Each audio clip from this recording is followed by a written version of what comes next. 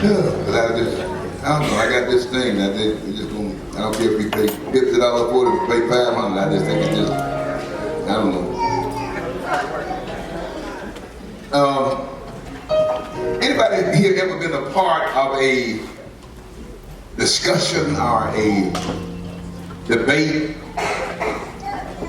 or even an argument? Just an argument with a person who is determined to get the last word.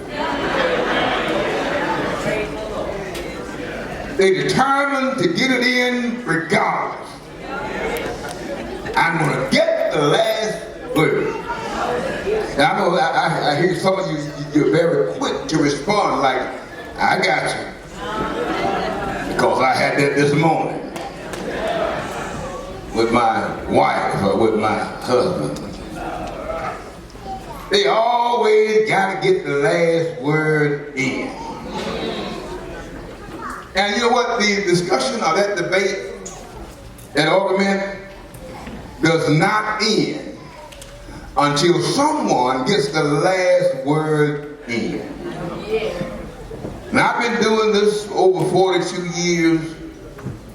And after 42 years, you may want to write this down, especially to the men. I've learned how to get the last word in. Yeah, my wife and I, we've had some stuff going on. But I get the last word. And that's just a part of my nature. I am determined to get the last word. But I learned that it would be endless if I didn't say the last word and let the last word be a good word.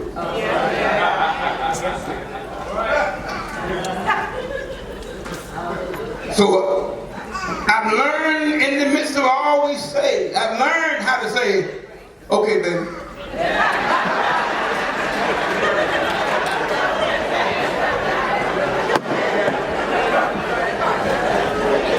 Okay, baby, whatever you say. So I got the last word, right?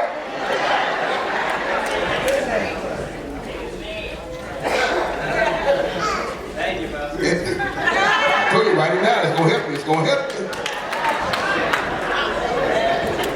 Some people just feel the need to always get it in. The last word, no matter what.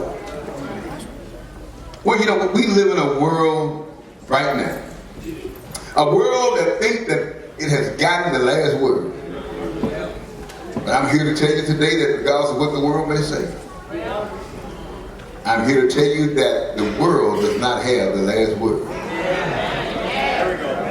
And for a very good reason, I can tell you the world don't have the last word, because today is Easter Sunday.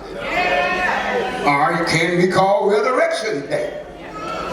Today is the day that we celebrate the fact that over 2,000 years ago, our founder, our leader, our savior, did something that has never been done before or since.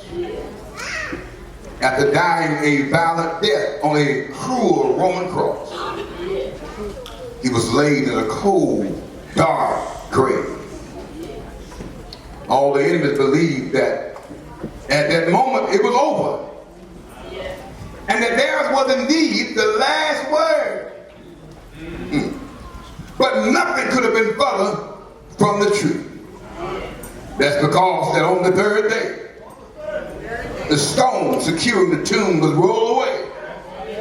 And Jesus of Nazareth emerged alive and victorious.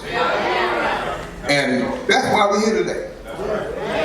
That's why we're here today, not to honor a dead man or just somebody who's just a good teacher. We're not here to honor that.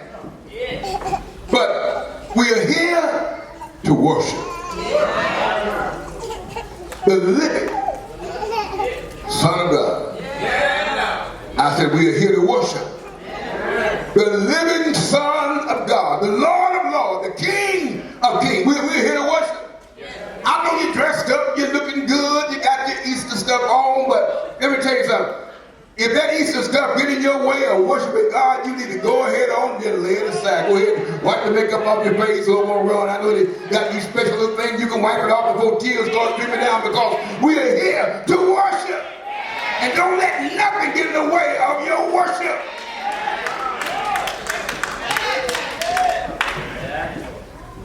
Easter is proof that all those things that we thought might have the last words in our life don't have the last word at all. And it's all because of the resurrection. This morning, if you're looking for a textual place where we're taking this from, it is from 1 Corinthians 15, and I would encourage you to read that at your time of reading, but we're just going to paraphrase, going to walk through 1 Corinthians 15, because in these verses, Paul talks at length about the significance of the resurrection. Every Christian, every person that wants to be a Christian, every saved person ought to read 1 Corinthians 15. In the ancient world, most people believed in a pseudo-spiritual type of afterlife, in which disembodied souls lived on. They did live on, but in another plane. But in their view, what happened in this life was not connected in any way to the experience in the next life. It was just another realm of existence. This kind of thinking, that's why Paul was writing this letter, this kind of thinking made its way from the culture to the church. There were some who did not believe in the possibility of a bodily resurrection. They would insist that Jesus didn't physically rise from the dead. They would say it was just a spiritual or a ghostly type of resurrection that moved into the next realm as we will do someday. But this, of course, is not resurrection at all. Paul said in effect that in 1 Corinthians 15, he said, that's not how it happened. He emphasized that Christ physically rose from the grave. On Friday, somebody help me say, on Friday, his body was dead. On Friday, as dead as he could be on Friday. But then, on Sunday,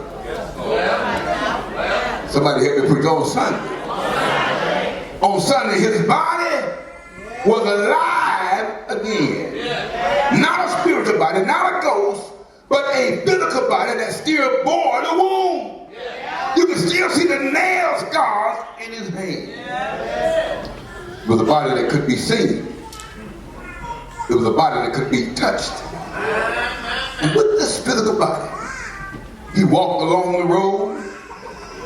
He ate fish with his friends. It was a physical body. Somebody help me preach. Look at somebody and say, it was a physical body. And it was also more than an earthly body. It was a resurrected body. Made alive by the Spirit of God. A body that will never again experience death. Never again experience death. Never again.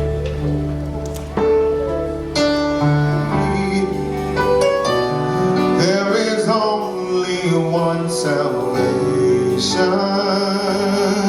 We believe,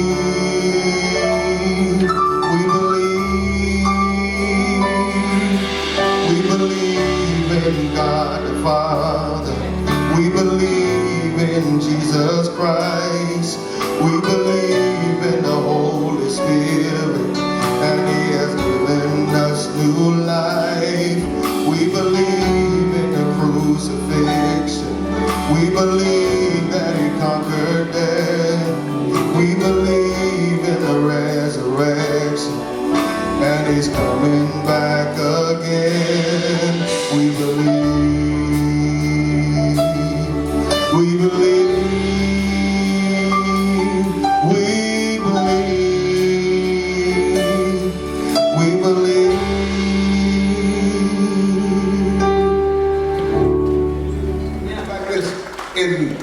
2 Corinthians 15, 1 Corinthians 15, he said, Christ was the first to experience this miraculous resurrection. And all who follow him will experience that same thing someday.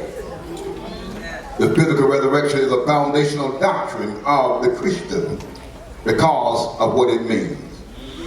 It means, first of all, that Jesus is who he claimed to be. He claimed to be the way, the truth, and the light. He claimed to be the only way to the Father. And he proved it by overcoming death. No other religious leader has done so. The resurrection also means that there is nothing in this world whose power is greater than the power of Jesus Christ. Check this out. Not even death can hold him. When you believe in the resurrection of Jesus Christ from the dead, it changes everything. Everything about how you perceive the world around you. It changes everything. About how you even look at existence today. It changes everything. Everything about how you perceive day-to-day life. When you believe in the resurrected body of Jesus Christ, it changes everything. Here's all I'm saying. Listen.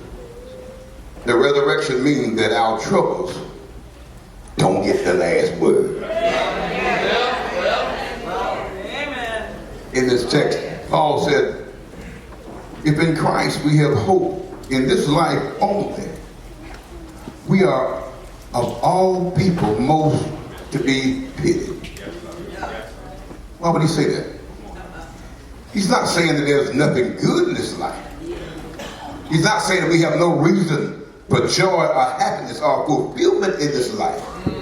He's not saying that we don't experience prayers being answered and miracles taking place and receiving blessings in our life. Yes. How many believe in miracle working?